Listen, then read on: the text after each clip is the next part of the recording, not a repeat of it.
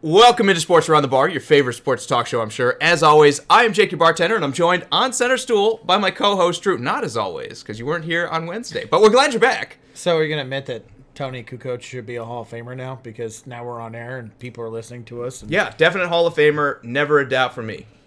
How about that? Does that solve our argument? It solves it. Sports. All right, welcome in, guys. We've got a lot of football to talk today. I know Drew's excited about that. He's ready to talk about the pro game with us. Got a lot of big games here, and it started with Thursday night. Do you have anything you want to say before we go into it? I usually kick it to... Yeah, I was right. About the Raiders. No, actually about the Chargers. No, okay. I picked the Raiders to win. Exactly. But I picked the Chargers to lose the game yes. because I just don't believe in them. When you talk about 3 games in a row, I didn't think that this team is built around to do it. I think there's too much injuries. Derwin James is a huge loss, and we kind of talked about it a little bit. I think Phillip Rivers is just not where he needs to be. Is he done? I don't know, but I brought up this. You were just asking, is he the worst out of that draft class? When I said Eli Manning was recently. Exactly. Man, it's something else. Chris, good to see you. Said bold predictions. Redskins will lose this week. They are on bye, correct? Am I missing the game? I think they're on bye. But yeah, I mean, might be the first team to lose their bye week. Yeah. They're on bye. Bold prediction, Chris, but we appreciate it anyway. Will says, Drew, admit he's right about his Tampa plan. Wasn't that me you were talking to about the Tampa plan? Yeah. You been talking to someone else behind my back, Will? Do you know what he's talking about? No, but that was me. That doesn't mean anything. Ian, good to see you, man. And he said he meant me. Oh, surprise! You were talking to me all along, and I guess we sound alike when we're just texting. Must be the truth.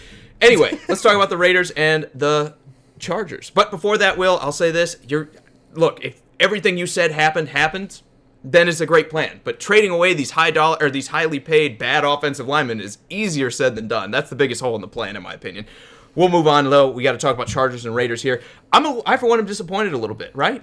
Haven't we been saying it's Phillip Rivers' year, it's Phillip Rivers' year, it's Phillip Rivers' year, it's the Chargers' years for like the past 5 years, and still, here we are, losing the Raiders in Week 10. And don't get me wrong, even if they win this game, they're not just back, they're not in the race again, but this to me is almost like the final nail in the coffin, and if I'm the Chargers GM, am I saying, is Phillip Rivers still going to have what it takes to win a Super Bowl next year and the years on? Because this might be the best pick we're going to have in a while. You know who is back, and Ken pointed it out? Kansas City's back. That's who's back. They won last week.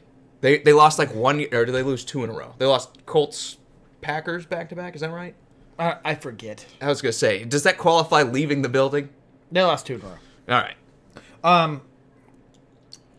As far as Phillip Rivers go, I mean, we did talk about it. We talked about it a little bit before we started going live, and I do think it's an issue. You point, and I want to steal your thunder, but I think it's a great point. You're like, he has the Brett Favre syndrome where it's just like gun it, sling it, let it go, see what happens. But what my point to that was, and what we were talking about is he seeing the defense properly? Is he audibling and changing the offensive plays and the routes properly when he sees his defense? And I don't know if this is ever something that Phillip Rivers has done at an elite level compared to like some of his counterparts like Ben Roethlisberger or Eli Manning. Right. Well, maybe not that last one. Eli's thrown a lot more picks than Phillip Rivers has. No, you're missing my point here. Two worst receivers, I'll give you that, but Eli, regardless of your hate for him, he is football knowledge extremely smart. That doesn't keep the interceptions off the board. And if this is what we're talking about, I don't think Phillip Rivers is an idiot when it comes to football. He knows what he's doing. Is he on the Peyton Manning and Tom Brady level? Athletically, Phillip Rivers is far beyond Eli Manning. Because hold on here. Yes. Somebody forgot to turn off their phone. Wow. Can you be less professional right now? One thing I will say is you kind of pulled the rug out from under me on show because off camera you said he's not as good at it as guys like Peyton Manning and Tom Brady and Drew Brees, and now you're like, let me just sneak an Eli thing in there. He's not as good as Roethlisberger and Eli, and I'm like, well, I didn't sign up for this off air. I don't think that's the case. I think he's not. He doesn't read defenses as well as other quarterbacks do that are compared to him. Top level, no, he does not. I think talent and athleticism puts him above some of those players. Okay. And statistically, he'll probably beat a lot of them. Right. But there is a point in time where if you're not winning games and you're the one with the ball in your hand consistently, you're obviously doing something wrong. Unless you're the Giants and Eli Manning hangs around for 8 years. That's not always the case. But I will say this. Yes, I think if you're the Chargers, and I've got a couple good comments on this one, I'll get to them in just a second. If you're the Chargers and you're coming up in this draft and you have pick 12 or pick 14 and you have one of these 3 or 4 first-round caliber guys fall to you, or maybe even you trade up to pick 7 or 8, is it time to replace Phillip Rivers or at least draft somebody and find out if he's not the guy? Because let's face it, this year hasn't been pretty. I know he's lost Tyrell Williams. I know Mike Williams has not come along the way they've wanted him to, having spent that 7th overall pick on him or whatever it was. Keenan Allen's still a good receiver, but I still don't think Keenan Allen's the guy that gets you to a Super Bowl. He's not an Antonio Brown or a Tyreek Hill that can just break a game. He's not a grinder like DeAndre Hopkins, for the sense that you'll see Keenan Allen disappear. Yes, he'll have like 14 catch games and stuff, but then he'll have other games like last night where he's just not really that big of a factor. And it's not always on Keenan Allen's shoulders, but I think he's like that level below elite that is not going to be enough for the Chargers to go in there and say, well, we're just good. The offense is good. We've got Phillip Rivers. We got Keenan Allen. There's nothing else to worry about. I think they need more weapons out there. I'll give you that. And I want to get to some of these comments too. But when have you ever sat there and said, Phillip Rivers has the accuracy or the it factor that makes you go, dude, this guy's winning a Super Bowl sometime. Like his entire career. And it's not just me. There's a lot of that talk. But it's always been because of the team around him. Well, LaDainian Thomas. Early on, yes. But then they went through a bad stretch where Phillip Rivers is good, and everyone was saying he's throwing 4 touchdowns. Maybe that's the worst part about it. Maybe the fact that his prime was wasted yes. to somebody else. Because I'll drink to that. You got to think Antonio Gates, so many other great players sitting around him, and they could never do it. And as much as you dog Eli Manning was capable enough when he realized it was time to win that he didn't create too many turnovers to win the game. If you're talking about the Super Bowl, sure. But what about the playoff games? What about the fact that they got themselves in the playoffs? Eli Manning is good in the clutch. The problem is Phillip you can't Rivers just be couldn't good even in the find clutch. himself in the playoffs. That's true, but look at some of these teams he's been on. And I think I've always said this, if you take Phillip Rivers and put him on those Giants teams, they could win that game too. I think those defenses were far and away amazing. The offenses were good. They had running backs. They had receivers. They had a lot of guys on that team. It was not just Eli Manning guiding this miracle team into a Super Bowl. It wasn't anywhere close to that. I think Phillip Rivers had a lot of those teams where it was Phillip Rivers or bust. And now that he's getting older and the team has gotten better, we're starting to see him decline, and we're seeing the team not live up to expectation again. I think that's kind of negatively impacting the way we think about it. Okay, I want to clarify one thing real quickly. If it wasn't for the two Super Bowls for Eli Manning, I think Phillip Rivers is a way better quarterback than Eli Manning ever was. I do want to clarify that. I'm not sitting here like debating that Eli Manning is a better quarterback than Phillip Rivers. But you can also say that about Drew Brees because they're 8-8 stint for a couple years and having issues in New Orleans. You could have said the exact same thing about Drew Brees, but one thing that Drew Brees was doing was he was throwing for 5,000 yards. And Phillip Rivers is throwing for a lot of stats too, right? Even if it's not 5,000 yards, even if that's your benchmark, he's put up a lot of stats, and he's like almost the stat maven that everyone's gonna say this guy's a Hall of Famer because of all the stats he's put up. So is he like I can't even call him a Dan Marino. Dan Marino had that it factor. He's had the it factor. It's gone now. Well, I haven't seen it this year, but he had the it factor. There were a lot of games where you're like, man, Phillip Rivers looks like he's unbeatable sometimes. The problem is sometimes isn't good enough in the NFL. You have to have consistency. I think he might be one of the best quarterbacks not to ever win one. Now, I think Dan Marino's still ahead of him, but I think he'll probably find himself as number 2 or number 3 on that list all time. Let's get to some of these comments. Will says, good to see you, Will. He says, Josh Jacobs is the real dude. Can we say that? And can we also be a Hollywood movie? I mean, he had 71 yards on the ground. He had a touchdown late in the game that was the difference. They've invested a lot in the offensive line. I'm still not... I've never hated Josh Jacobs as a player. I'm still not crazy about where they drafted him. He's all right. I think you might just be starved for running backs out there in Tampa Bay. So anything that can get some positive yardage looks great. He's been good, right? He's been good, which is what you want to see when you spend that first round pick on him. And I think he's the quarterback for the future for the Raiders. But I don't know how much I give him credit for. I think that offensive line altogether is just playing They're monsters, too. If there has been we're getting the biggest and strongest guys, it's Oakland. Well, think about it. Cognito is the smallest lineman they have. I know, and he's massive. He is massive. They got Hudson. They got, who is the other? Gabe Jackson. Right. Who is just a big guy. And then they got Trenton Brown. Brown, who's like 458 pounds or whatever. I'm exaggerating. And they got Colton, he's like 350, 360. I'll have to admit, I was wrong about that draft pick. He came out and it was a great great right tackle. I literally thought they were drafting him to be a left tackle, and I thought he had failed. But with the Trent Brown trade, this offensive line is big. It's better. Yeah, it's big for sure, and it's better than it has been. I think we're kind of seeing people overreact a little bit to, hey, they've kind of fixed up the offensive line, and now they have a bit of a running game, and now... Again, I still like Josh Jacobs. I think he's a great player for them. I think running game is almost all about the offensive line as much as it is about the running back. Does that make him an amazing running back, though? Am I ready to say he's like Melvin Gordon or anyone like that? I don't know that he's been a lot cheaper picks. Aaron Jones, Jamal Williams, Marlon Mack. Yeah. Those guys were like late-round picks. I mean, I could even throw even more names than that into it. Kerryon Johnson.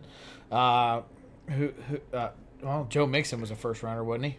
No, he fell in the second round because he had the domestic violence. Oh, yeah. So yeah. Joe Mixon. I couldn't remember.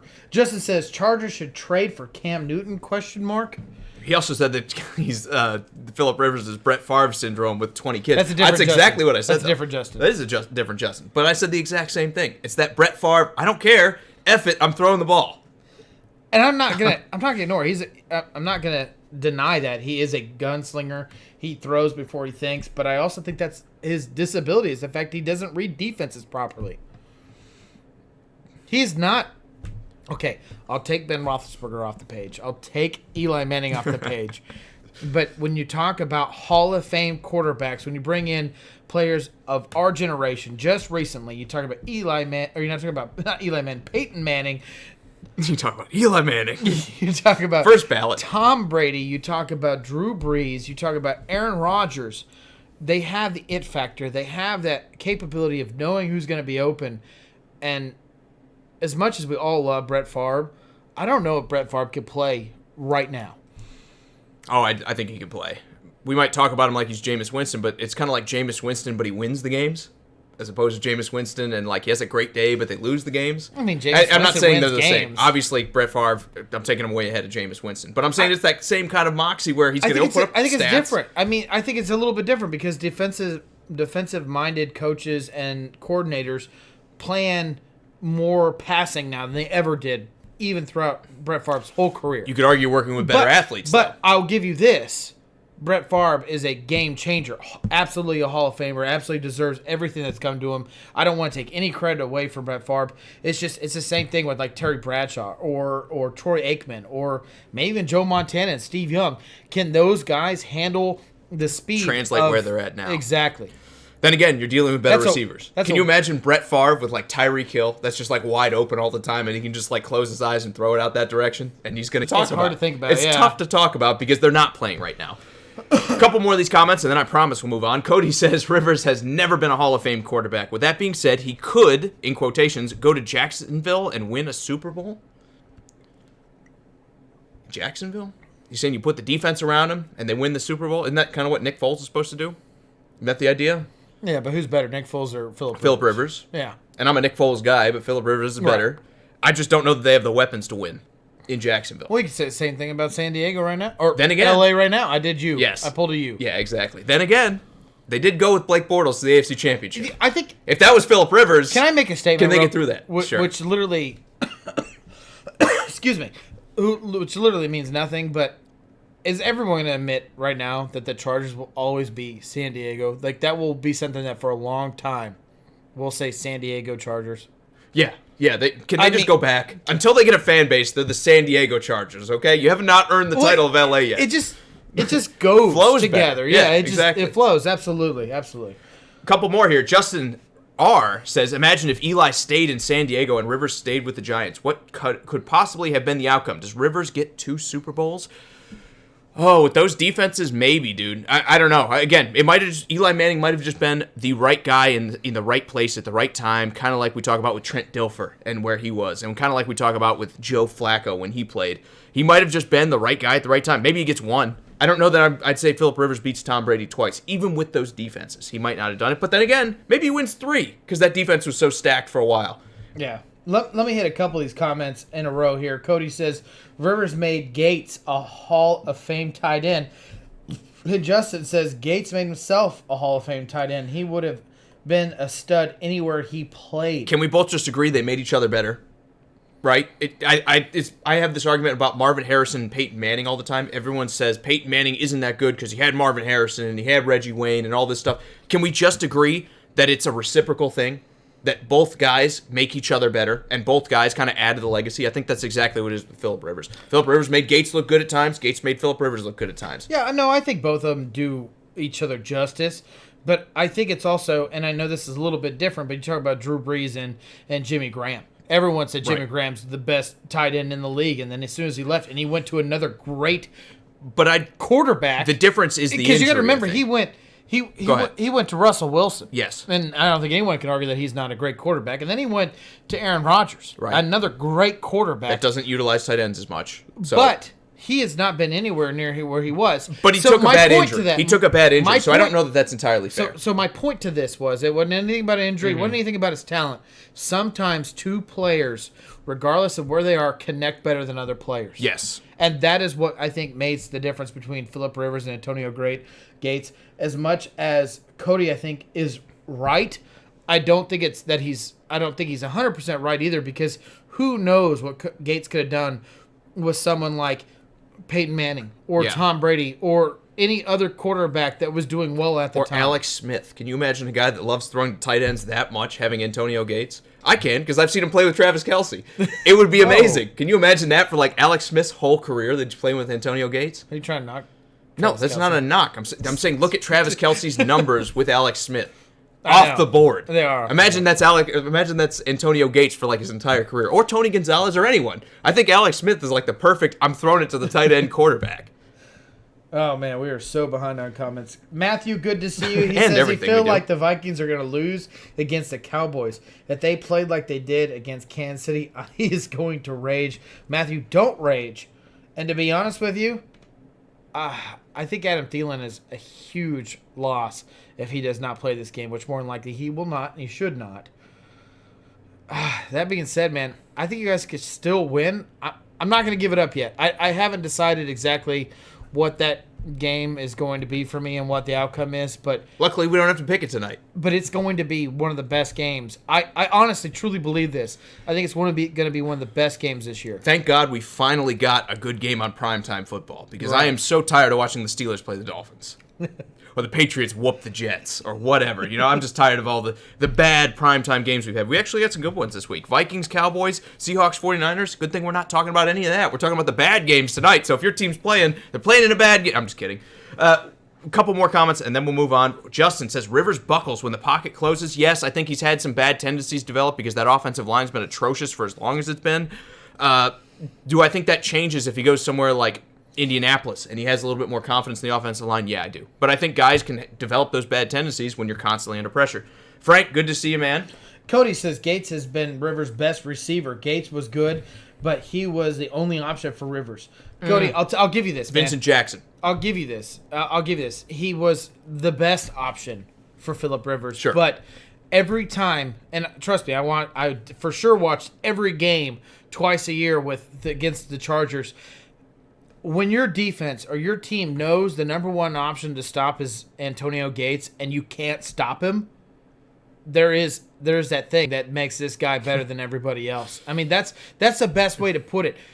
Is you knew Randy Moss was the best receiver and you tried to stop him and you couldn't. You knew Antonio Gates is the best weapon they have offensively and they couldn't stop him. Yeah, LT was there, but when they had to throw the ball, it was to Gates, and no one was stopping Gates. Gates created the whole basketball concept tight end thing where you throw it up as high as you can and make your player go and jump find the up most and go athletic power forward you can and throw him out there at tight end. I agree. He was him and maybe Tony Gonzalez were both that same type of prototypical, more athletic than we've seen tight ends be in the past. I think both those guys were kind of trailblazing. Tony was a little bit the same old school, but started the trend a little bit. Antonio Gates was. You ever seen that man go up for a football? They both had that, like, athletic, I'm going for the rebound. Yeah. You think I haven't seen him? How many small tight ends do you know? Irv Smith. How many other small tight ends do you know? Not that many. Jack Doyle. He's not that big. No, he's a big boy. He's not athletic. He's like 6'6", and I don't know what his weight is. Okay. I'll have to look it up. He's a big boy. Well, he's not that big. I mean, that's pretty big for a tight end. He's not 6'9". Irv Smith is bigger than we are, so whatever. All right. Ray says, Joe Flacco was just on a good team, but he got hot at the right moment. Exactly what I say about Eli Manning. Sometimes you just got to have the right guy in the right spot. You can't tell me Joe Flacco did not have a good playoff run through there. I think the only kind of negative you can say about him was Champ Bailey missing that layup of an interception in the AFC Championship. Outside of that, he had a pretty good playoff run. Joe Flacco got hot at the right moment on a good team. So you're not wrong, but let's not take everything away from Joe Flacco and just say, oh, he was just a guy there. Ian says, who gets tired of watching the Steelers? Me, when Mason Rudolph's playing quarterback. Matthew says, everyone. Fair enough. All right, we'll move on. Can we get into our first game of the week? Is that fair? Is it time for the first game? Let's talk about the Lions and the Bears. Both teams let us down recently. Both teams going to let us down in the future. Do you need a pen? I do, actually, but I wasn't going to ask you. I was trying to stay on track, trying to create as little of a distraction as possible, and you ruined it. Thank you for that. This is a huge distraction. Yeah. That's why I'm always staring into your eyes. Lions Bears. Don't tell them our secrets. Lions Bears. Drews. How do you feel about this one? Bad? Yeah. About both of these teams? No. Not one of these teams? Yes. Is it Chicago? Yes. Oh man, I don't know what's going on with Chicago. I get their offense is atrocious, and I get that there's so many issues with offensive side of the ball, but the defense should be so much better. And I agree that when you're on the field consistently, it's tiring, it gets exhausting, and you almost kind of give up effort.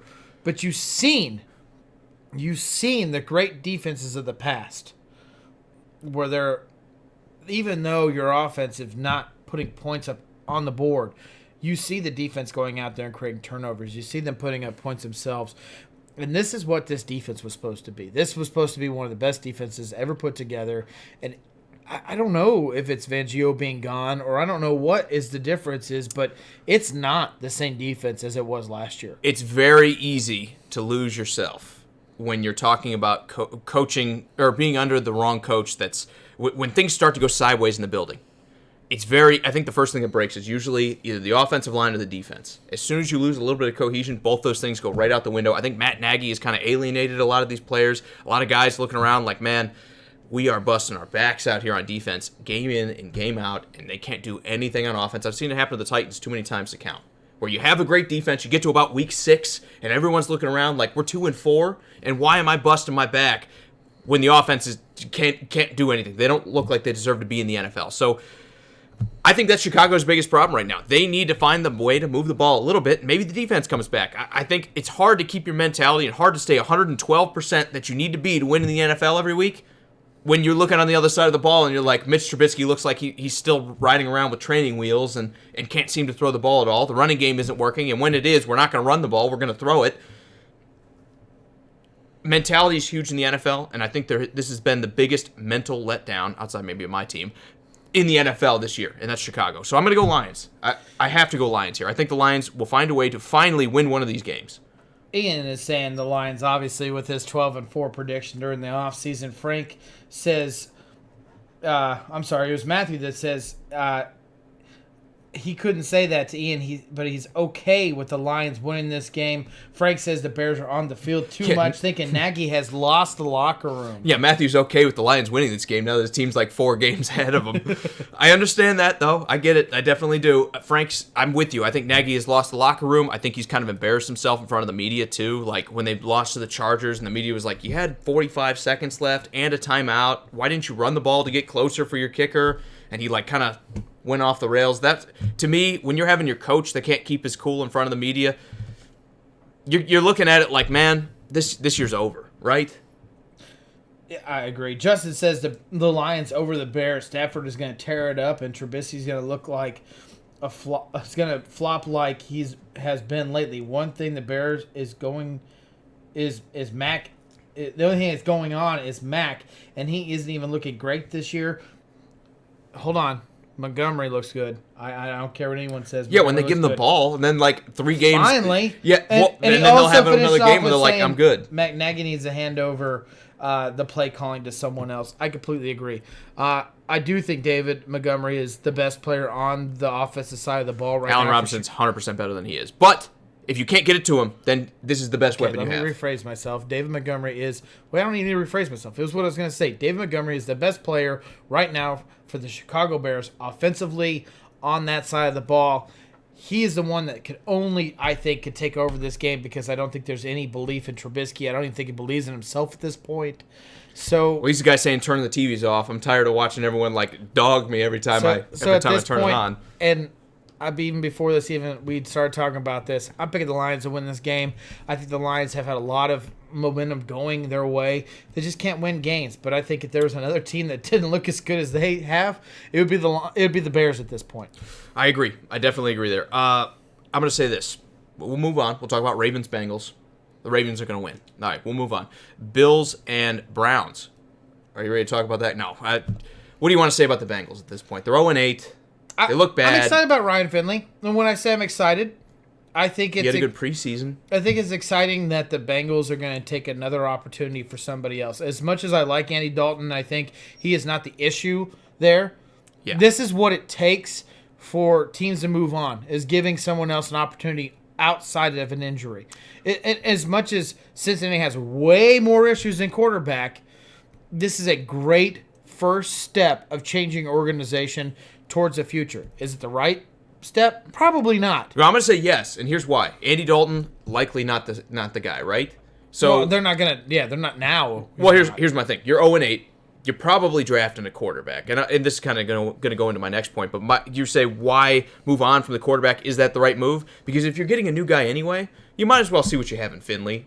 You might as well at least be 100% sure that this isn't Tom Brady that's been waiting in the wings. Because what happens if he comes in and just throws for 350 yards a game? And this is my next question I was going to ask you.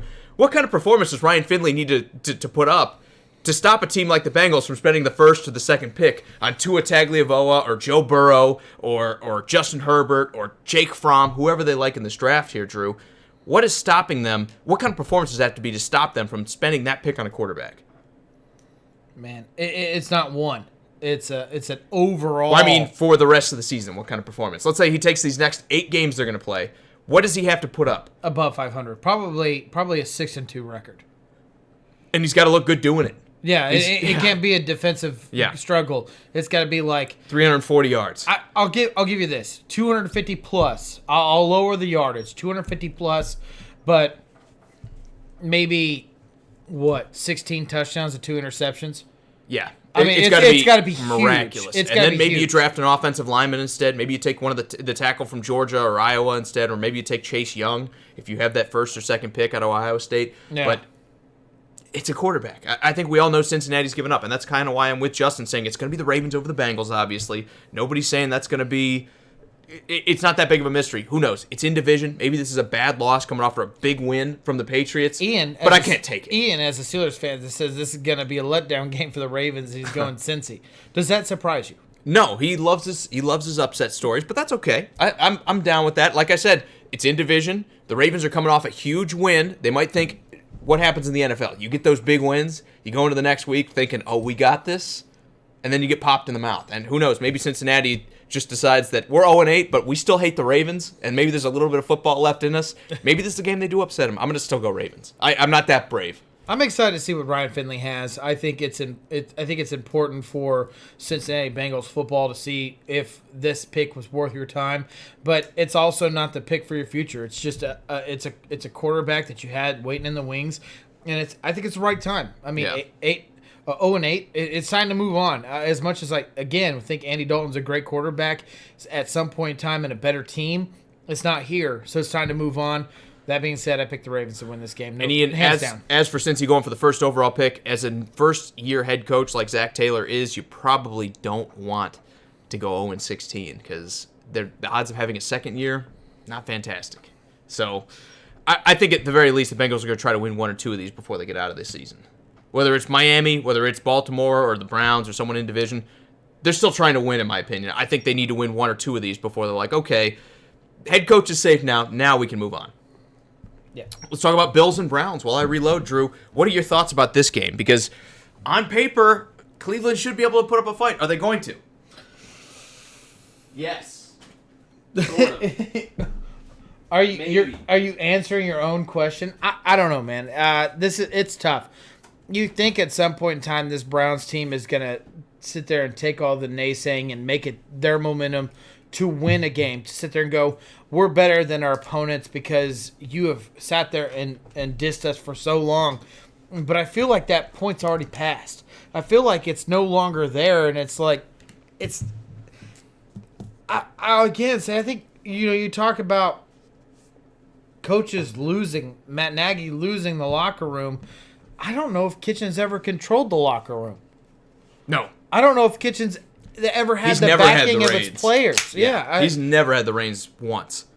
I think this is the Bills winning this game. I'm picking the Bills to win this game, and I think it's going to be an ugly game. I think it might be a high-scoring affair for the Bills, and it might be a turnover affair for the Browns. I don't really know unless Nick Chubb and Kareem Hunt can go nuts. Is Kareem Hunt playing this game? He is playing this game. Is he back? Yeah, it's this game. No, he's suspended through 10, I thought. No, he could play this game. Unless they could take it over, it's going to be rough. It's going to be really rough. No, I promise you, Kareem Hunt plays this game. I'll look it up, but that's okay. I just don't trust you. I'm going to say this about the Bills. I know. They need to win it, right? If you drop this game to Cleveland, you're still probably in the playoff race because the AFC is really weak, but you're going to have to beat a 2 or a 3-win team if you're going to have any kind of standing and have the momentum to keep going and challenge the Patriots to get that first-round bye, to get that home field advantage, to win the division for the first time forever. If they lose here, write them off. In my opinion, they're dead in the water. I think it'll be close because a lot of Buffalo games wind up close, but I'll give them the edge too, Drew. I'm kind of with you. I think they win an ugly one, but I don't think it's as high scoring as you do. I think the Bills' defense shows up, frustrate Baker Mayfield and these receivers, and then Josh Allen probably runs one in for a 17-16 victory. You don't need to look it up. Cody says Hunt plays. I already told you that to begin with. Justice says Bills Mafia over the Brownies. Matthew says go Bills. And Ian goes Cleveland is due at home, unfortunately. He thinks it's going to be 17-14 the Browns. And Cody is also saying the Bills seem hungry. I think it's the Bills. I think there's just too much mayhem in the locker room for Kitchens to control for the Browns. And does Hunt help? Yes, but it just doesn't help against a defense like the Bills. It's not this week. Yeah, no, I'm with you too. And the offensive line hasn't been winning. I think that's 90% of your run game anyway. I don't think Kareem Hunt, short of him getting check down catches that he can turn into touchdowns, because we've seen him do that in Kansas City, yeah. I don't think he's going to make a big impact in this game, or at least more of one than we've seen Nick Chubb make at this point. If the offensive line isn't winning, your running game usually doesn't win either. I just see the Bills dominating them up front. I think the Bills' defense will come to play in this one. I'm going to go 17-16 the other way. I'm not even going to say 14. It's going to be 17-16. And Josh Allen, everyone's going to be like, is he good? Is he not? But they'll get another ugly win in Buffalo. I think like 31-14. Let's talk about the Chiefs and Titans, only because my team's going to lose. Because if my team was, if the roles were reversed, we'd probably spend about 8 seconds on this game and then move on. But let's talk about how my team's going to lose on Sunday, okay? Well, we're going to be there at that game. Yeah. We're going to, I'm going to be tailgating heavily. I might make an appearance, and then I'll just be like, yeah, the team's as bad as I thought they were going to be. I'm going home. When it's 17-0 with like 4 minutes left in the first quarter, I'm going home. You know, we got plenty of alcohol that you could stay there and just... There's not enough alcohol in the world to be around that many Chiefs fans in Nashville talking crap about how my team blows when they're up 20 points in the first quarter. I won't let that happen. I'll stick up for you. Tannehill's fine. Leave him alone, guys. No, it's going to be bad. He's my friend, and I like him. So, the Titans' offensive line's been terrible. They're not going to be good in this game either. Malcolm Butler's now out for the season with a broken wrist. He was likely to be the guy that was going to try to slow down Kareem Hunt with some safety, or Tyreek Hill over the top with some safety help. That's not going to happen this week. It's going to be Adoree Jackson who's not going to be up to the task. Jayon Brown, the guy most likely to cover Travis Kelce, also not playing this game. Jarrell Casey, the engine up front, the pass rush extraordinaire, pretty much except for our young rookie in, I can't think what his name is. It's Jonathan something. Oh, my God. And I call myself a Titans fan. Our first-round pick from this year is Jonathan Cyprian. That's not right. Drawing a blank. Titans have had very little pass rush without Jarrell Casey. Even though Harold Landry's kind of taking a bit of a step up, it's not going to be enough in this game by itself. Chiefs are going to do whatever they want on offense. Too many injuries for the Titans. It's going to get ugly, y'all. That's all I can say. It's going to get ugly. Ian, I hate to break it to you. I'm just going to let you know now. Halftime is pee time, and there will be no live video unless you want to see me peeing in a urinal, which no one wants to see that. Should I do... I was going to say from the drive home, should I do a live video? But I don't think I'm going to make it that long. I think it'll be the first quarter and this one will be over. Are you going to be like tears, like trying to drive? No, all the tears dried up weeks ago. When I saw him play the Panthers, I was like, that's not week. We're dead. That was last week. That was last week. But even before that, I had my suspicions. I had my doubts. Look, the offensive line, if they were playing well, and I could say Derrick Henry could go and dominate the Chiefs' defense, and we could just run the ball and keep the ball for 40 minutes of the game, I'd say maybe we have a chance in this one. But they're not going to do that. The offensive line's been absolutely atrocious. There has been no facet of the Titans game this year that you're like week to week has looked very good, except for maybe you could argue Tannehill with the pressure he's been under. So the Titans have had the Chiefs' number many times in playoffs, and they wouldn't disappoint me. You're going to beat my team and then go off and lose. I still think there's a possibility. I do think that the Titans play a tough game here. Justin's saying he's shocking himself on this one, but Titans over the Chiefs. Love to see the tension between the two of us in that game. There is none. If my team was playing better, there would be tension. Drew will be drunk as crap because he's been drinking since 8 o'clock in the morning, and that's 4 hours from the time that game starts. So, guys, you'll be lucky at all that you even see me remotely with my eyes open at that point. Sunday show is in jeopardy. But I will say this also. If the Chiefs lose this game by some miracle, some stretch of the mind, it'll be classic Titans. You know, they show up for the tough games, and then we're going to go and drop all the easy ones like Denver and Buffalo. I say easy in quotations. There are no easy games in the NFL. But give me Denver and Buffalo every week before the Chiefs. If the Titans do win this one, fire Andy Reid, cut Patrick Mahomes, trade Travis Kelce and Tyreek Hill. It's over, man. Because honestly, you look at the way the Titans have played, the Chiefs need to win this one. They need to win it handily. I am kind of shocked that Patrick Mahomes is playing here because even if it was Matt Moore, I think I'd take the Chiefs still. I'm taking them now. I think I was taking them before Patrick Mahomes was announced he was coming back. I'm taking them after. My only thing is get Patrick. I've said this before about the Chiefs. Get Patrick Mahomes healthy through this game and move on with your season, okay? Leave us losers in the dust. 4-6. Cody, I'm trying to understand your comment. He says, Jake, it is a victory if it's within 2 touchdowns. Oh, is it a victory if they're within 2 touchdowns? No, because we still get a big fat L and it doesn't hurt it. But I'll feel better about the team. And then Ian says, we have to take a video at the game. You better be hilarious. I'm telling you right now, he'll be sober. I'll be intoxicated. Oh, I won't be sober. Not for this. Like I said, if I got to get through the first quarter, I got to forget where I am. Is that a beer bet? Who will be more intoxicated at this point? Who will be more intoxicated at that early in the morning? Probably you, because I usually don't get up that early. I'm going to be out of my element. I bet this is what's going to happen. I'll be there. I'll actually be there about like 7:30 in the morning, and then you'll show up like briefly at 11, and then you'll kind of disappear for a while because you got to like sob in the bathroom for a minute.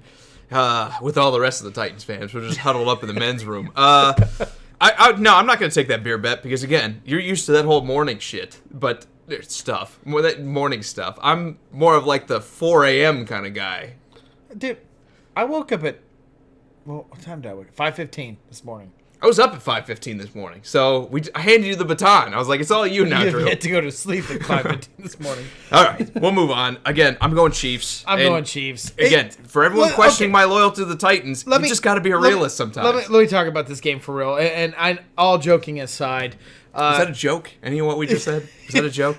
Well, we were joking. But all joking aside, there's injuries across both these teams. But one team that has been showing itself a little bit more through all these injuries is definitely the Kansas City Chiefs, and the other team on the side where they're struggling immensely, even with their players coming healthy, to still prove themselves. The Titans are just struggling. I still believe the Titans can turn their season around and possibly win the South, just because the South is that open to me still. Even though you don't, I know. Maybe Brissett's out like 6 weeks. We steal a wild card. But that being said, this is the Chiefs game. But we have Houston twice. We still get Indy and Jacksonville. So those are winnable games. These are good things. You have division games yet to play. Have you seen us play Houston? You have It's not a good thing. It's a good thing. You have division games the yet Saints to play. coming up. You never know. Okay, Tampa's in the rear view. You're going to lose to the Saints. Buffalo's in the rear view. Denver's in the rear view. Jacksonville's in the rear view. It's over, Drew. Division games in front of you is a game good over, thing. man. I agree with that, but they're not winning the division. I think that's far and away out the window. Okay, I'm done talking about it. Titans are dead in the water. Falcons Saints. Speaking of dead in the water, how early are you going to be there? I mean, no. I don't know. I'll say like 9, but that won't happen. It'll be like 11:30. Yeah. And I'll be like, hey man, I'm here. How you doing? And now I'm going to go home. I made my appearance. All right, Falcons Saints. How do you feel about this one? I think this is going to be a terrible game. I do too. I think the Falcons are going to win it easy, and we'll all just go home at halftime, kind of like the cheat. No, I'm just kidding. Falcons are going to get dominated, even though Matt Ryan's playing. This is about the whole save Dan Quinn's job kind of scenario. I like to see that for the simple fact that I think he has a better chance to win than Matt Schaub does. But the Falcons are not beating a team like the Saints with that defense looking the way it is. Right? Can we agree with that? I like this comment. Justin says Saints over the Falcons.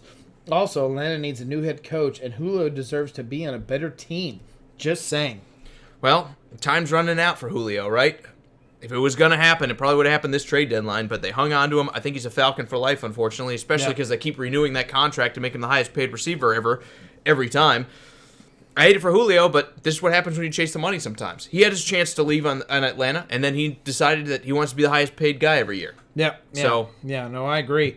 I think it's going to be a disgusting game. I think Matt Schaub makes no difference. You might see some yardage put up because the receiving core that Atlanta has is good, but I think the Saints defense is better, and at some point in time it's going to cause a turnover.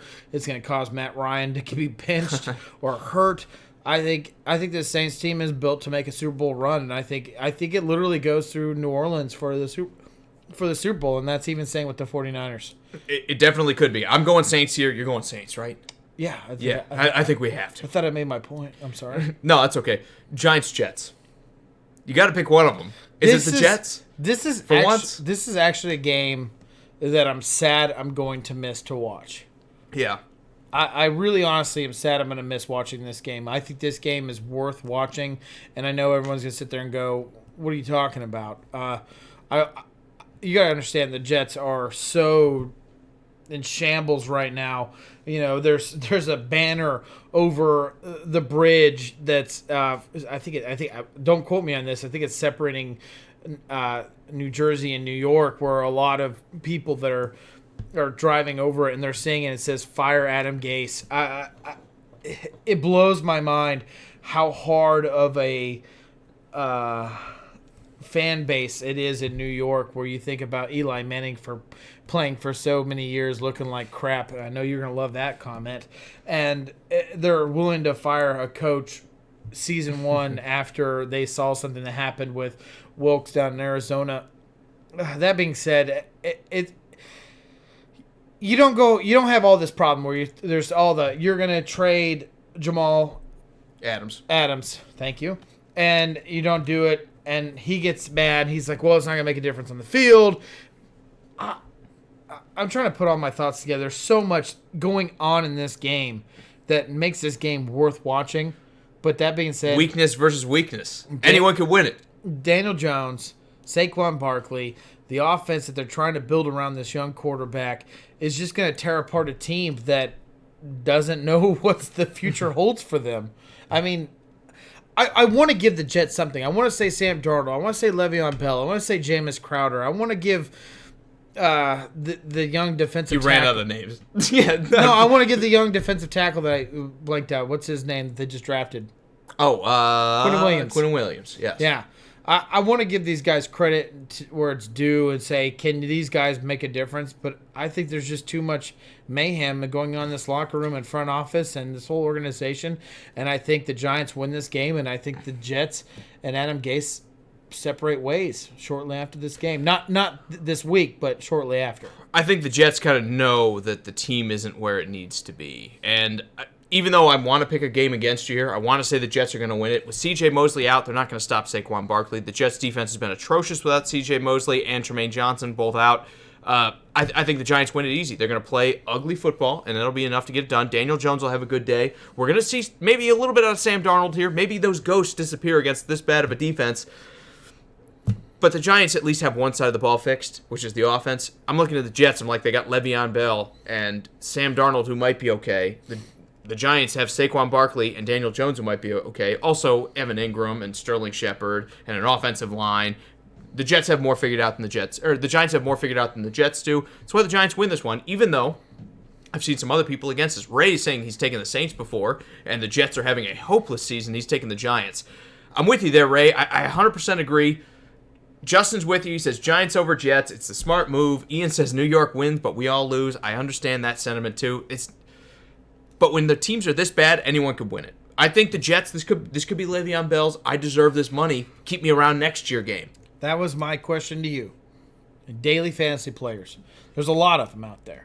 They love playing it. Is someone like Le'Veon Bell... You certainly think about it, but I'm going to say take every Chief that's playing against the Titans defense right now before I'm taking Le'Veon Bell. And I'm going to take the Saints playing against the Falcons. And I'm going to take Tampa Bay's receivers going up against the Cardinals.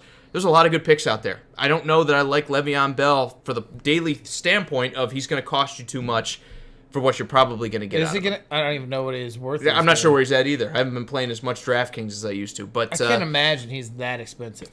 He's getting a lot of carries. Where's he's got a big Where's Sharif when you need him? Exactly. Oh, I don't know. This has to be the Giants, though. I'm going Giants. Even though I don't feel great about it, I'm going to go Giants here. We'll talk about our next terrible game on the roster. Who's picking first in the draft? Buccaneers versus Cardinals. I think this is another good game. I think it's going to be a high-scoring game. They're evenly matched. Does that mean it matters? No, it doesn't matter. They're evenly matched. I think it's going to be a good game. It's going to be a lot better than the other game we're about to talk about, which is the Colts and the Dolphins. But, no, I think this is going to be a good game. I'd like to see Kingsbury and Kyler Murray put up a great performance against a defense that is that's lacking on the secondary side of the defense. I don't see Kenyon Drake going nuts over this. So far, it's been a tough run defense. But, man, this is a tough game to pick. It honestly is. This is a game that kind of escaped me during my time thinking about the show and what teams I'm going to pick. You didn't dwell on it? It's hard to dwell on it because you're talking about two teams that I really have no post, just like the Giants and Jets. But the reason they're so exciting is they both play in New York. They both play in the same stadium. You mean Arizona and Tampa Bay's not sexy? Not yet.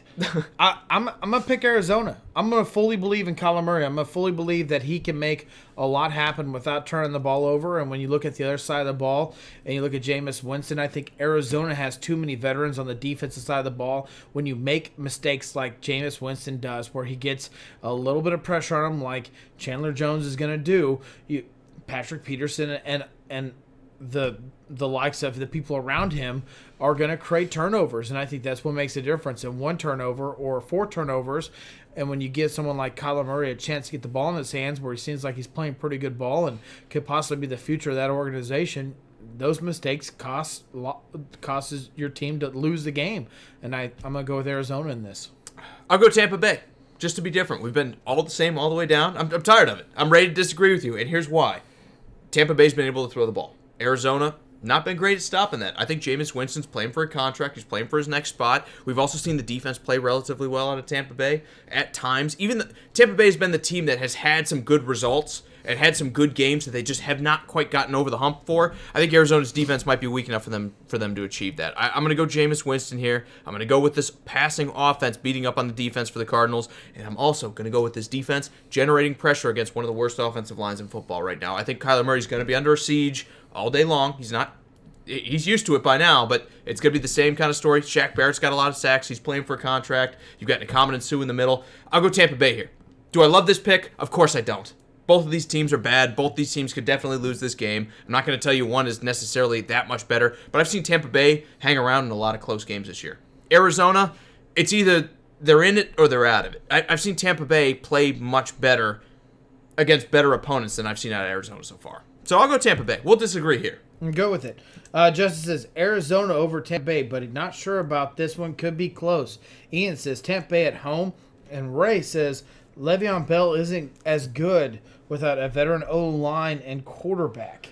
Without the passing offense. But then again, you went from two extremes. You went from a really, really dynamic offense with guys like Antonio Brown there and Ben Roethlisberger throwing it to him, and the offensive line was blocking real well, to none of that. Literally none of that. They have Le'Veon Bell, a bad offensive line. Jamison Crowder's the premier wide receiver. They overpaid for Quincy Enunwa. They've got Robbie Anderson. Look out for that. They have no weapons in New York. This is exactly why I'm telling you don't spend a first-round pick on a running back, because more often than not, it's the offensive line that runs the ball, and the running back maximizes that. The running back gets more out of what that group can do. Le'Veon Bell, with this set, you can't put it on his shoulders. Cody says Drake killed it for him last week. Does he kill it again, though, Vita against his Vea defense? is showing he's a beast in Tampa Bay. I'm glad he's showing up, man. I really am. But I think it has a lot to do with Sue being next to him and teaching him kind of how to be dirty, but not too dirty. He has been a dirty player. But not having too dirty in the league. He's been a dirty player. Don't get suspended.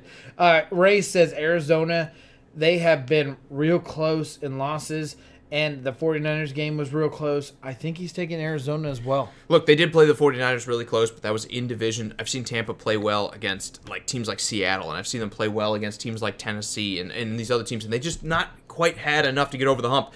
This isn't the same level of competition, because even though I don't think the Titans are very good, and I do like Seattle, but I don't think they're the best team in the NFL, they've battled with those teams. I think they can beat at home a team like Arizona with a rookie quarterback traveling to them. I'll go Tampa here. And I don't fault you for the pick. This is like 48-52 if we're on percentages. I just got to go with the home team here. Go with a veteran quarterback in Jameis Winston that has had a little bit of success and had some low moments too, playing against a bad defense.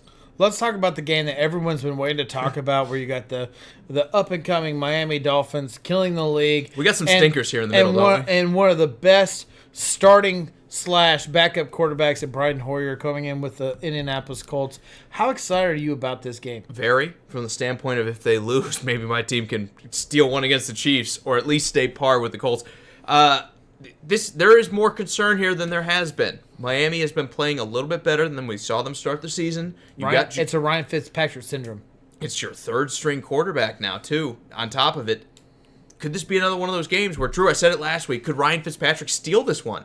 Could he come in and just dominate a better team? You didn't just say it. We said it. Well, I said it first, if I remember right. And then you kind of piggybacked off of it. No, I'm just kidding. I don't remember who said it first. You were drunk. But we were talking about it. No, we did. We both talked about it. Regardless of who said it first, I think Ryan Fitzpatrick again gives him the best, gives them the best opportunity to win any game. And when it comes to Brian Hoyer and this Colts team, I think the team around Brian Hoyer is a lot better than the team around Ryan Fitzpatrick. Shocker there. The Colts team is better than the Miami Dolphins.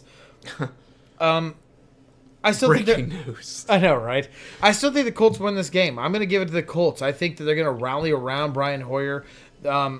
Someone like Mack is going to make an impact in this game.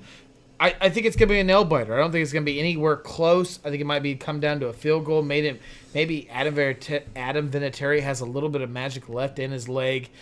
He hasn't looked great this year. I'd say this is his last year, but maybe this is a game that looks good, and maybe he goes 4 for 4 with every field goal under 40 yards. It's going to be ugly, but it's going to be close, and I've got the Colts winning it. I don't think it's going to quite be that bad. I think the Colts will run the ball efficiently enough that this stays out of hand. Even though Fitzpatrick's had some magic, he's also had some bad games. To me, how long can you bet on Ryan Fitzpatrick? I know he had 3 good weeks last year, and then the 4th week they were like, that was less good. We'll go back to Jameis Winston. Yeah. I just don't see it happening back-to-back weeks. I think I'm going to go Colts here, too. I think even though Fitzmagic might steal another couple wins with this team, and then they'll probably miss on their quarterback, and it'll be Dolphins business as usual, I think the Dolphins will be out of this one pretty early, where Marlon Mack and that offensive line are just going to chew them up, and Nyheim Hines and Jordan Wilkins. They're going to run the ball. Especially with Hoyer playing this game, they're going to know they need to dominate the game on the ground. It's going to happen early and often, and then this one's out of hand. Just says, Colts over Fins, hands down. Ian going, win 2. Miami is wounded fish that's beginning to believe in themselves. They know Hoyer, and Ray says Colts, but Miami is dangerous. Oh, you win 1 game, and you're dangerous all of a sudden. I'll give you this. They're more dangerous with Fitzpatrick, but we've kind of thought that Fitzpatrick's that kind of guy, that he'll win you 6 games, because he goes, if you play him for 16, he wins you 6, right? I think but he loses you 10. What Ray is trying to say here when he says they're dangerous is They could put up 14 quick. And if their defense can hold you to 2 touchdowns, it comes down to a field goal. And when you say, can their defense hold you, I think the real question is, you show up on offense? Right. So, and if you're the Bills, you don't. Or the Cowboys. But it's the Cowboys. And the Cowboys, if I remember right, showed up in the second half and blew them out. Right. They did, yes. So can the defense show up for 4 quarters against this offensive line that might be the best in football? You decide. My answer is no. That's all I can say. Did you say the Cowboys' offensive line? No, the Colts. Oh. The Colts might be the best offensive line in football right now. Wow. I checked that maybe like 4 years ago. You're stuck in the Cowboys, yeah. I'm with you there. A couple more here. Ray says that it must be a Florida QB thing, hot and cold. Well, that's been Fitzpatrick's story since he got out of Harvard, right? He wasn't Florida. He wasn't, but I think he's talking about him being in Miami, being in Florida. Oh, yeah. From that standpoint. Look, he's not. Maybe he lights up the world. Maybe he lights up the Colts, and they beat him, and we're gonna say classic Fitzpatrick, and it'll be back to business as usual next week. Just throwing this out there, I've always liked Ryan Fitzpatrick. I like him too, but do you want him to be your quarterback? No, I was about to say, but I don't want him to be my quarterback. But I always liked the guy. Mm-hmm. I think he's smart. I like. Well, he went to Harvard. He's smarter than us. I like the way that he plays football. I like the way he handles himself. I love the way he can joke about things. Yes. I mean, he's a good guy. He's the guy you want to succeed, but you don't want him to succeed for you. You don't want to give him the chance to succeed for you. I was rooting for him in the Jets. Yeah, and the Bills, and the Titans. Well, the Bills and the Buccaneers. The Bills was a long time ago. He's been on like 12 teams, Drew. You've had your chance, okay? And the Bengals, longer than that. Look, Ryan Fitzpatrick is what he is. He's a guy that's going to win you 6 games and lose you 10. And maybe this is one of the ones he wins. More than likely, no. It's one of the ones he loses. No, I think he's going to lose. We'll talk about the Panthers and the Packers next. A 3:30 game, Drew. Late. Panthers had a big win last week. Complete team win, in my opinion. They dominated the Titans on every facet of the game. Special teams, offense, defense, kicking, which is also special teams. Don't know why I mentioned it twice. And the Packers, you could argue, looked terrible against the Chargers, who just lost to Oakland. Could we see another kind of scenario where Kyle Allen comes in and gets a miracle done here? Is it a miracle? Are they that far away from each other? This is my second game of the week. I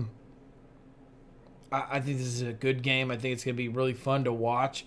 I do think the Panthers, coming off of a win like that, are facing a team that was just embarrassed. And embarrassed by a team that's way less superior than they are. And I think when you find a wounded animal on the ground and you're thinking you're going to kill it and it comes up and attacks you, that's how I look at the Packers.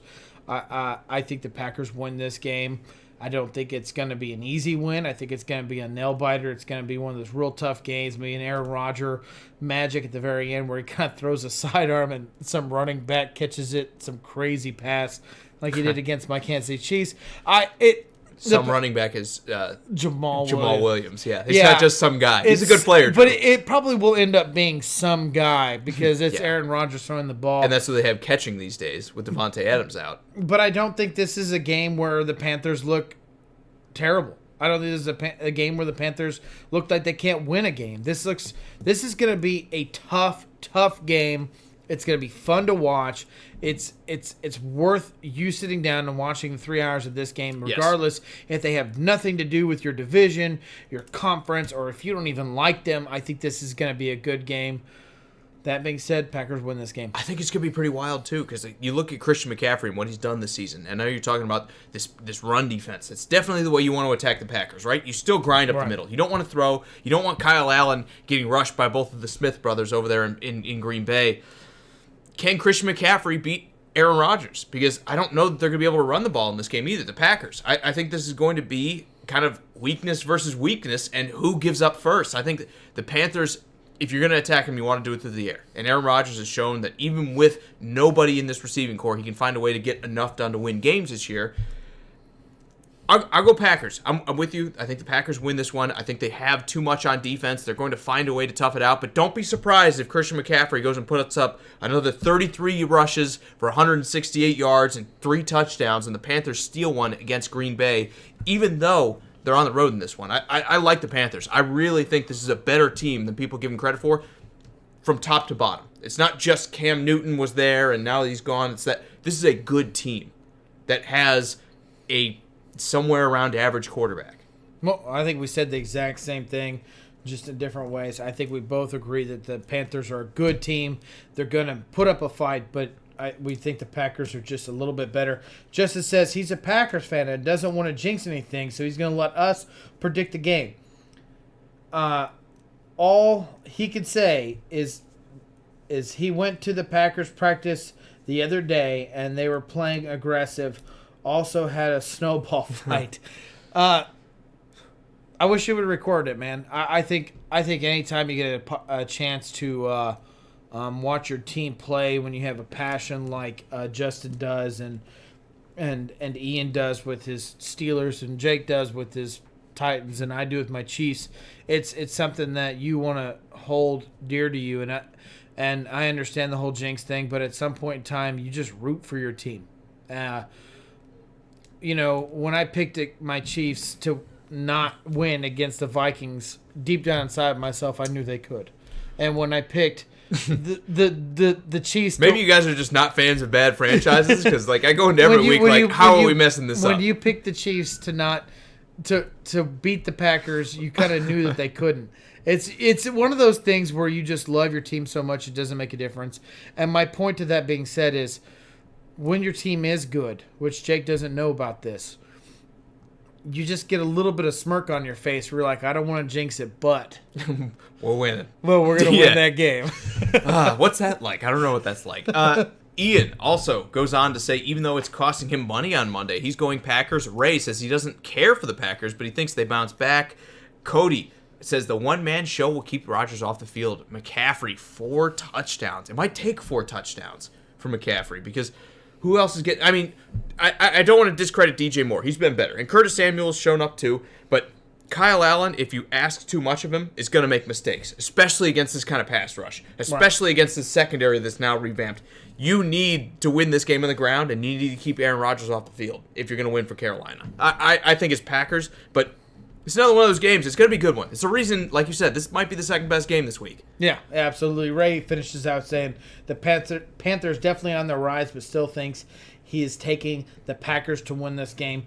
Let's move on to our final game this evening, where the LA Rams go. You got that one right. You didn't say St. Louis. Because it just slows a little bit. It slows a little bit. Slows a little bit better than it flows? It does, yeah. Against the Pittsburgh Steelers. And don't surprise us with this game. Who are you taking, Jake? Can I tell you I'm still thinking about it? Because, for real, have you seen this Rams offensive line play? And have you seen the Steelers defense play? The Steelers have been in some games. Even though their quarterback play has been atrocious, in my opinion, even though they can't move the ball on offense, the Steelers' defense has been good enough that they're keeping them in games, and the Rams have perennially disappointed me. Right? Can we agree that the Rams are the biggest letdown this year? Second, maybe behind Chicago? Maybe the Steelers? Well, they had an injury. Like, if you lose your quarterback, I'm like, okay, I get it. Right? I mean, I'm just both saying, of those guys have their quarterbacks, I'm just and saying still the Chiefs are 1-1. I'm just throwing that out there. Yeah, right. Okay. My point is, when you lose your quarterback, I don't fault you for losing games. When you still have Jared Goff and Mitch Trubisky, and they won you, 12 and 13 games respectively last year, I'm expecting more than what I'm seeing out of these guys. I don't know that I'm going Rams, even though I got to go Rams. I have to say I'm taking the team that's won more games and has its starting quarterback and everything else. Maybe Cooper Kupp can score like six times, and they can beat him here. But the Steelers are going to dominate this offense. They are. I think this stays a low-scoring affair. The question is, can Jalen Ramsey and company and Aaron Donald upset the Steelers to the point that they're not going to put any points on the board? Because I think if they're going to win, it's going to have to be low-scoring. I think if this gets into a shootout, the Steelers are going to win it. So Justin says Pittsburgh D is pretty aggressive, and he's taking the Steel City over Hollywood Rams. Ian, surprise, says, saved the best for last, huh? Steelers' offensive line needs to protect Mason, but the D and special teams won it for the Pittsburgh Steelers.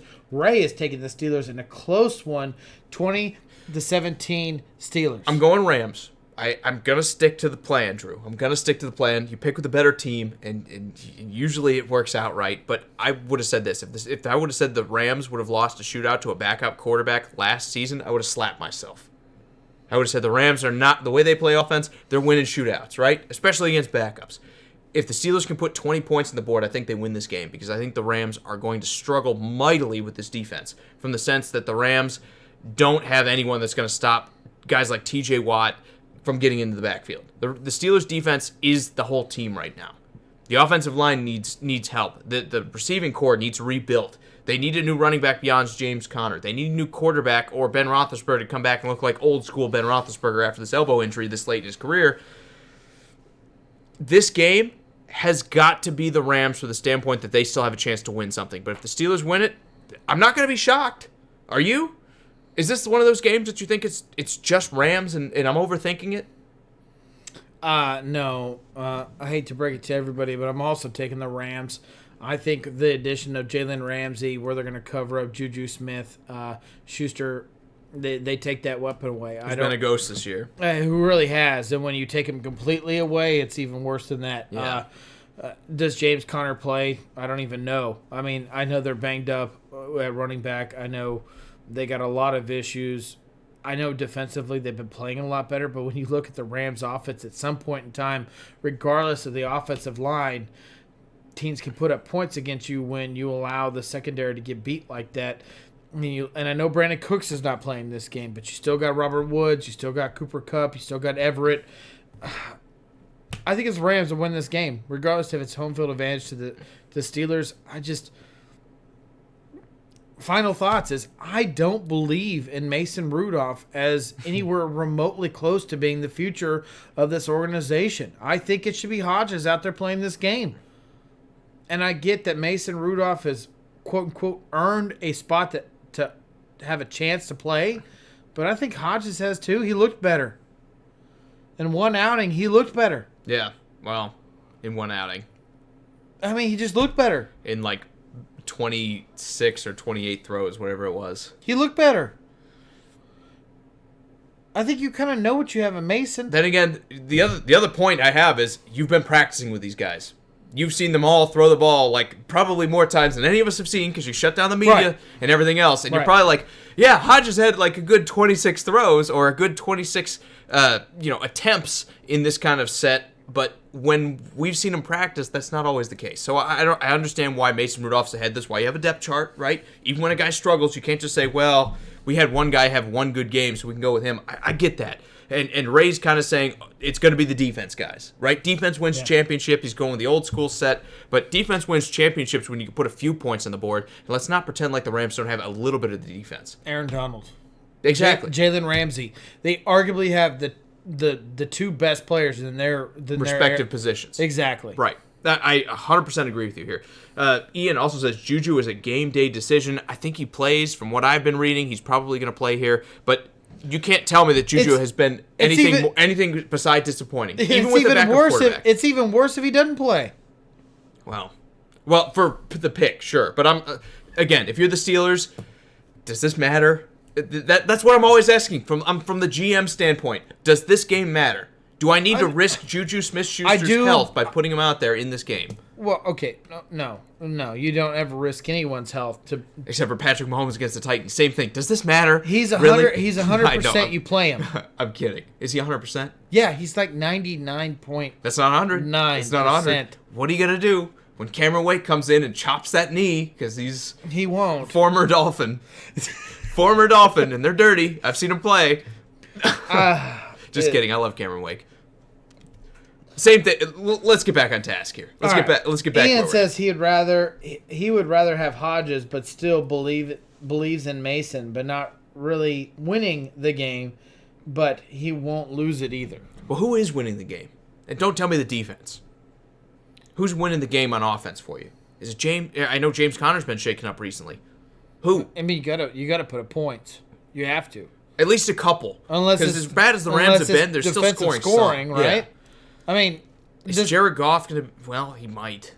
I don't know. We've seen him play under Jeff Fisher, and that wasn't great. I mean, you could see Goff go 0-3 and 2 defensive touchdowns, but the more unlikely scenario is it's going to be the other option. Yeah, 3-0 with no defensive touchdowns and 3 offensive ones. Yeah, I'm with you. I'm going to go Rams. I'm going to go Rams. We'll stick. My final thoughts for this week, we agreed too much. Don't like that. What we had like one game we didn't? Cardinals, Buccaneers. You chose the What Bucs. a barn burner. And I think you wanted to pick the Cardinals, too. I'll take it back. Thursday we disagreed, and that was a close one. Yeah, well. That was an ugly game, too. I'm not going to lie to you. It was not entertaining football. I was not, at no point was I like, man, this is great. If you would have switched, like, Melvin Gordon's performance to Josh Jacobs, you'd have been like, wow, the Raiders dominated, but it didn't happen that way. Yeah, exactly. Because both teams actually played a little bit of defense. Going into my final thoughts for this week is there's not a lot of great games here, but the prime time should be very good. For the first time in a long time, prime time might be good. My final thoughts is join us when we go live during the Titans and Chiefs games. We're super excited to be there. Guys, we won't go live during the game. NFL kind of stops any kind of live interaction. I don't know if you've ever had a chance to try to do it. You can record it and then post it, but we're not going to do it. It's not worth our time. We'll go live when we possibly can. You'll both see us there getting drunk, and more than likely, let me rephrase it. More than likely, I'll be intoxicated. He'll be weeping in a corner. He'll be trying to wake up. Oh, yeah, because nobody gets drunk when they get sad. Yeah, that's never happened before. Yeah, it's going to be a shit show. I can't wait for it. It's going to be terrible. We'll all get to laugh at me on Sunday. It'll be great. And in the 3% chance that the Titans actually win this thing, it's going to be a good game. I can't wait for that because, my God, it's going to be a good game. Be fun? It's going to be a good game. No, it's not. It's going to be over by the first quarter. We'll see you on Sunday, though. I'm going to complain about the whole thing as well as every other game going on. I hope you're there to complain about things with me. It'll be fun. We'll talk about how the Chiefs are probably going to win the Super Bowl. All right, guys. Gross. We appreciate all the likes, comments, and shares. Even though it seems like a lot of people didn't join us, we appreciate you guys for sticking around. You guys made the show. I do want to give, Justin and Matthew and Cody and Ray and Ian, you guys are all awesome, but I do want to reach out to everybody. Chris, Will, Ian, Ken, Justin, Cody, Matthew, Frank, Ray. Thank you so much for being part of the show. You guys make it worth a while. Regardless if a lot of people didn't join us or if it's just you, this was a good show. Yeah, absolutely. We had a lot of fun. Even though we talked about a lot of bad games, it's always fun making fun of teams when it's not your team. Oh, wait, we did make fun of the Titans. We'll be back on Sunday to talk about all this action as well as the Sunday and Monday Night Football, which, like I said, looking like some of the best games of the week. We hope you can join us for that. So for Sports Around the Bar, I'm Jakey Bartender. This is Drew, and we will see you on Sunday. Same 7:45, 6:45 time. See you then. See ya.